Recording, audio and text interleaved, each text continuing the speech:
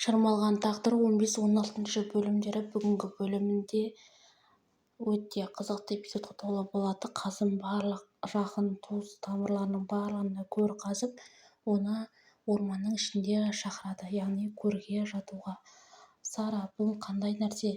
Сен білесің бе, біздің Қазым ағамыз бәрімізді көрге тықпашы деп. Бұл жерде Жиһангерде әңгімені айтып қалады.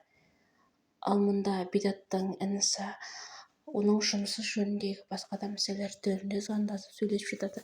Яғни көңілдесін қанданып тастаса әйелімен бірге кету екен. Осы кезде есі қатты қағылады. Ол кезде кім бұл дейді, бұл Мачиде дейді. Танымай қалады Мачиденің кім екенін.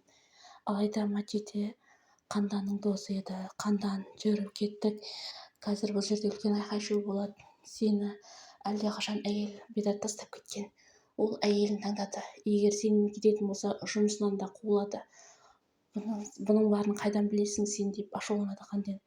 Сол кезде оның Қазым осы жұмыстан шығару туралы шешім қабылдаған, барлығы Қазым арқылы біліп отқан, естіген Қандан. Сен сатқынсың, сен нағыз сатқынсың дейді. Әйелін де ертіп келген екен Мачиде де, Қазым да. Осылайша екі ғашықтарды, яғни көңілдесті ойранның ортасынан түсіреді. Румыния деп көрсетеді кино басында. Бұл Румыниядан Ахмет жұмыспен, іссапармен келе жатыр екен.